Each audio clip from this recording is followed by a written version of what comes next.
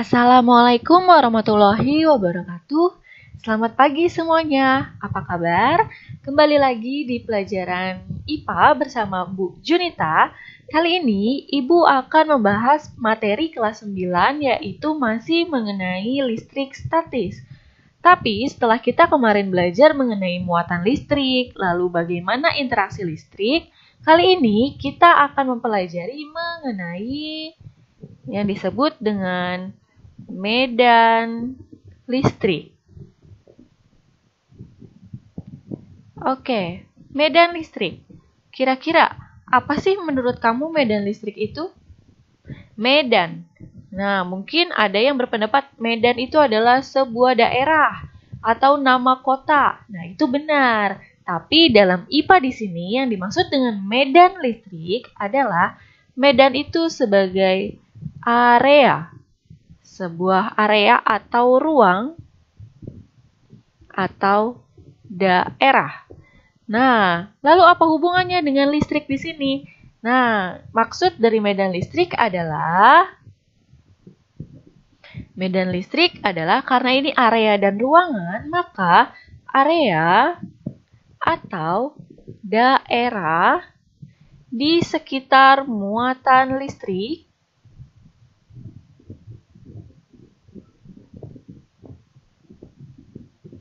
yang apa? Yang masih mendapatkan pengaruh gaya listrik.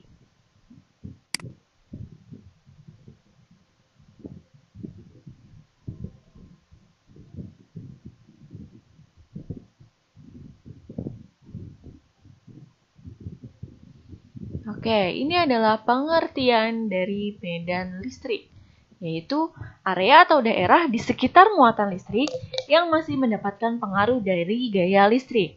Oke, contohnya di sini terdapat sebuah muatan. Ada muatan positif, Ibu sebut dia dengan Q. Ya, di sini ada Q besar. Nah, lalu di sini Ibu tandai dengan warna merah. Di sini ada area tempat si Q ini berkuasa. Gitu. Dianggap sebagai ini adalah daerah kekuasaan dari si Q. Lalu, di sini terdapat muatan. Misalnya muatan negatif. Di sini ada muatan juga, ada muatan positif. Nah, si ini kita anggap Q0 atau disebut dengan muatan uji. Ibu tandai ya, di sini ada Q. Q adalah di sini muatan utama. Ibu menyebutnya sebagai muatan utama dan Q0 adalah muatan uji. Muatan uji. Jadi dia mendapatkan ujian nih di sini. Ujiannya apa? Berupa pengaruh gaya listrik. Gaya listriknya gimana? Gaya listriknya bisa tolak-menolak dan juga bisa tarik-menarik. Kalau di sini Q0-nya bermuatan positif, sedangkan muatan utamanya adalah positif juga, berarti kemungkinan atau yang sudah pasti gaya yang terjadi adalah gaya tolak. Jadi F atau gayanya ke arah luar. Nah, lalu gimana dengan ini yang muatannya negatif? Muatannya negatif berarti dia akan tarik-menarik seperti ini. Sudah paham sampai di sini? Nah, lalu gimana Bu kalau misalnya ada muatan lain di luar sini? Nah, muatan di luar sini dia tidak akan mengalami gaya listrik. Ya, kenapa tidak mengalami atau mendapatkan gaya listrik? Karena dia tidak berada di area kekuasaan dari Q besar. Seperti itu. Sampai sini paham? Paham ya? Setelah tadi kamu memahami apa yang disebut dengan medan listrik, kali ini Ibu akan menjelaskan mengenai garis medan listrik. Maksudnya apa sih garis medan listrik ini? Garis medan listrik ini adalah sebuah ilustrasi atau penggambaran bagaimana sih gaya garis-garisnya antara sebuah muatan dengan muatan yang lain. Oke, garis atau arah dari medan listrik, dia mempunyai ketentuan. Ketentuannya seperti apa untuk arah medan listrik? Oke, di sini Ibu akan menyebutkan bahwa arah medan listrik ketentuannya adalah yang pertama, garis gaya listriknya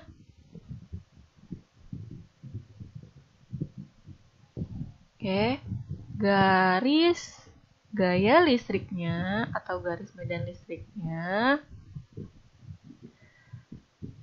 itu berasal dari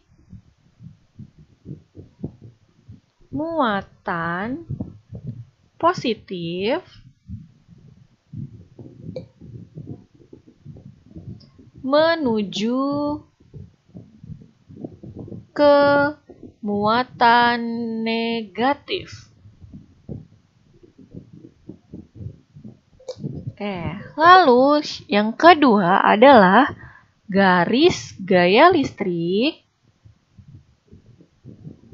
atau garis medan listriknya tidak pernah berpotongan.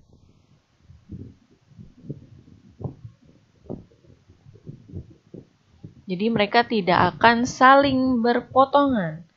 Lalu yang ketiga, semakin rapat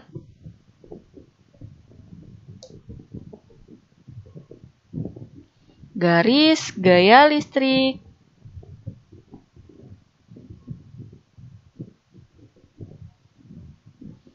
maka semakin kuat medan listriknya.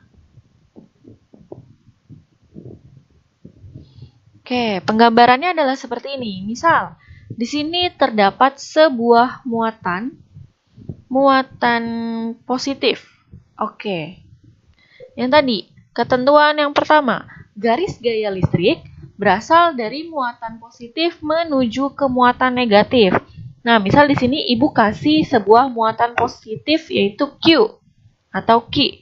Nah, bagaimana sih garis gaya listriknya? Ini Ibu harap kamu gambarkan di buku tulis kamu ya, karena nanti di dalam ulangan selalu ada.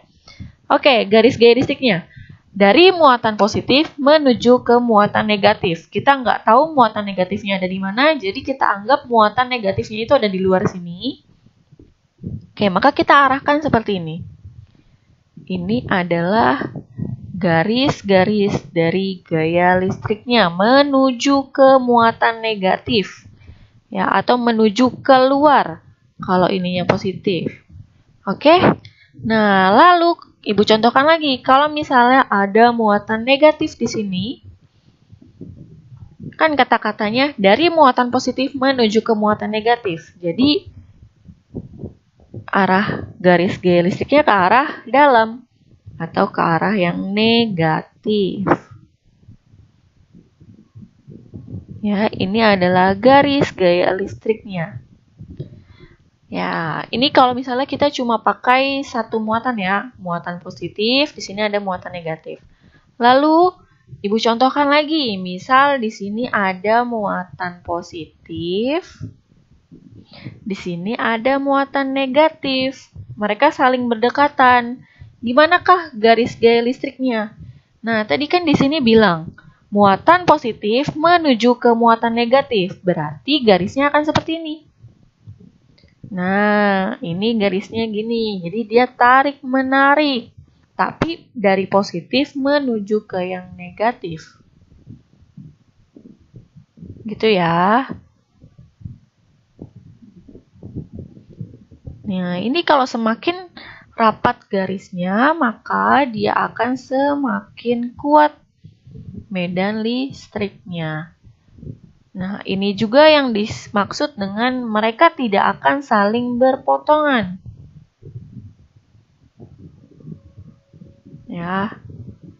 Ini menuju keluar, yaitu ini berarti menuju ke dalam, seperti ini.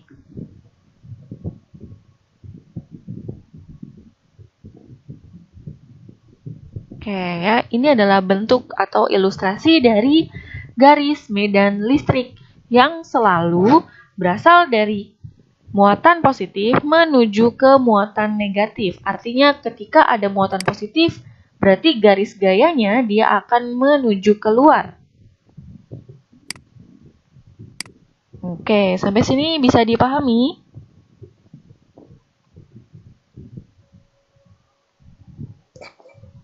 Ya, tadi sudah Ibu jelaskan mengenai garis gaya listrik atau garis medan listrik pada kuat medan listrik. Sekarang Ibu akan menjelaskan mengenai bagaimana cara kita menghitung kuat medan listrik antara dua muatan.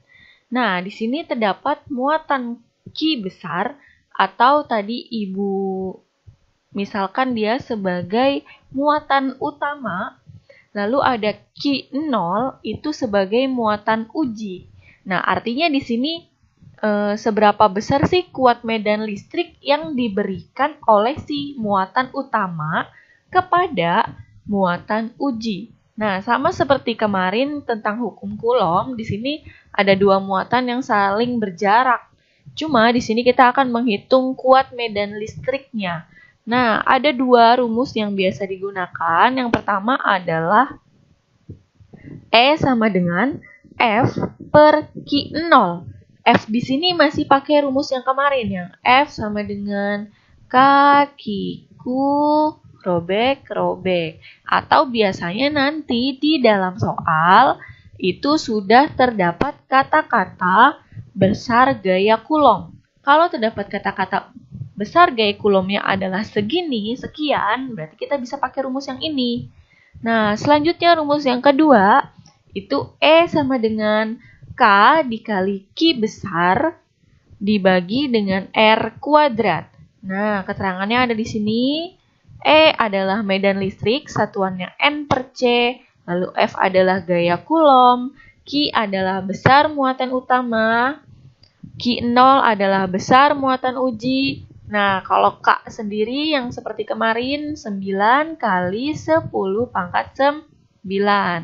Nah, untuk R sendiri itu adalah jarak. Jarak antara dua muatan, satuannya harus meter, ya. Kali ini Ibu akan berikan contohnya. Kamu bisa lihat ke buku paket di halaman 174.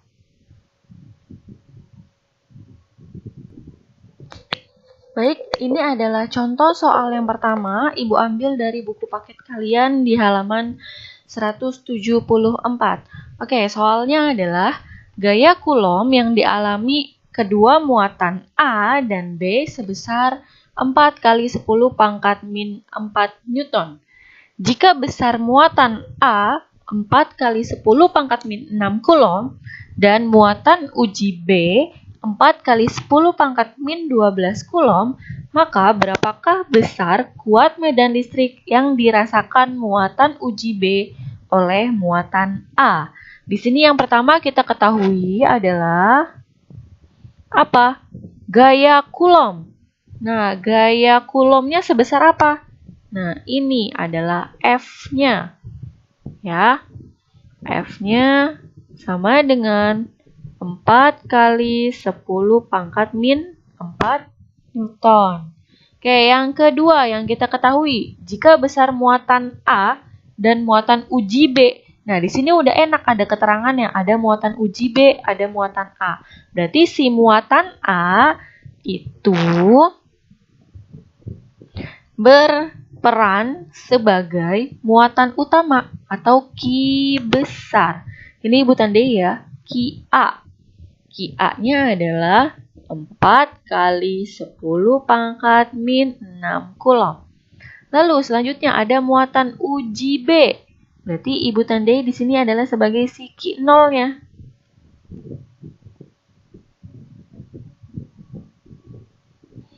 Berarti Q0-nya itu adalah si B. Ya. Nah, berapa besarnya? 4 kali 10 pangkat min 12 C. Sampai sini paham ya?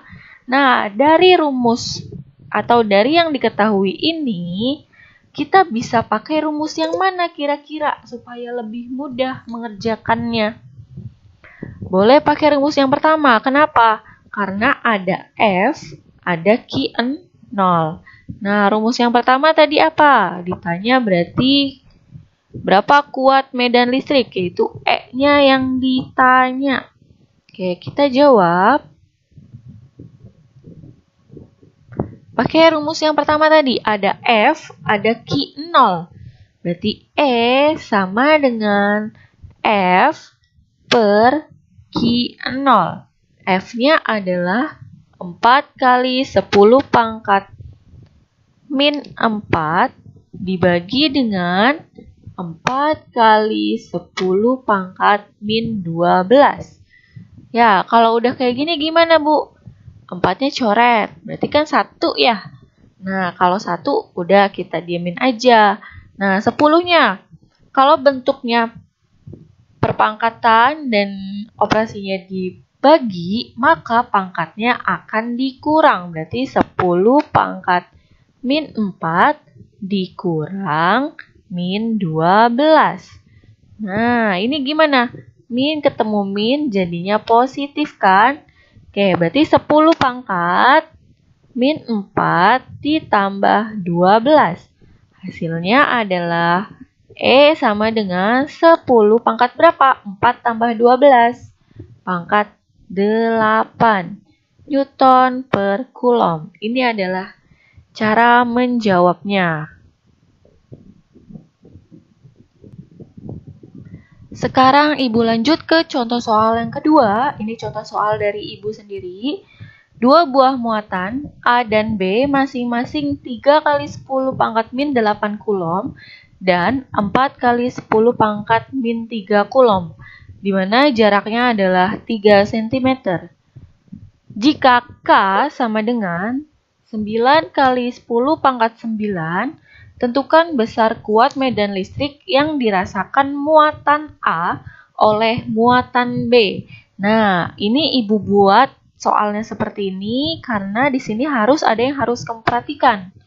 Oke, yang pertama diketahuinya adalah muatan A masing-masing segini. Nah, kita ke sini nih, ke bagian ini. Tentukan besar kuat medan listrik yang dirasakan muatan A oleh muatan B. Berarti siapa yang jadi muatan utama, siapa yang jadi muatan uji? Coba dari kata-kata ini. Dirasakan muatan A oleh muatan B. Oke. Tentukan besar kuat medan listrik yang dirasakan muatan A. Kalau dirasakan berarti dia yang mendapatkan pengaruh. Nah, berarti si muatan A dia adalah Q 0-nya. Dan muatan B di sini adalah Q utama atau muatan utama. Oke, jadi perhatikan kata-katanya.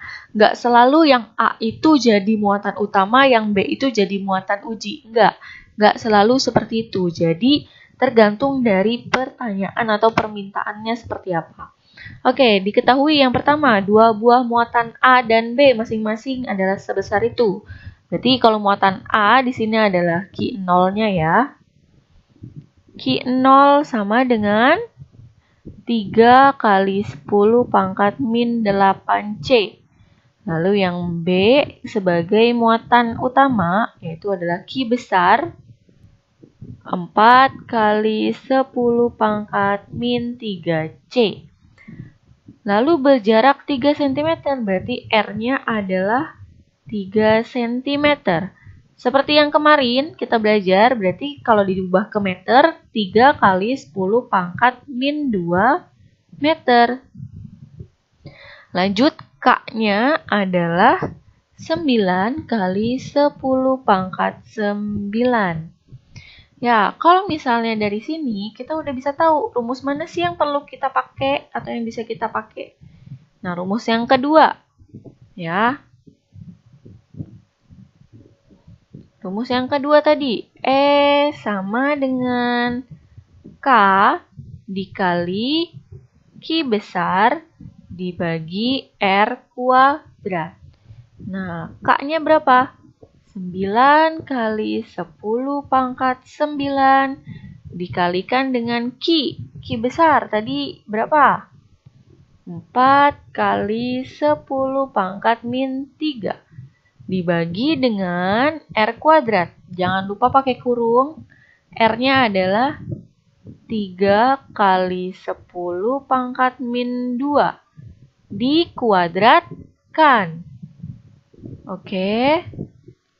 Sudah seperti ini, kita hitung.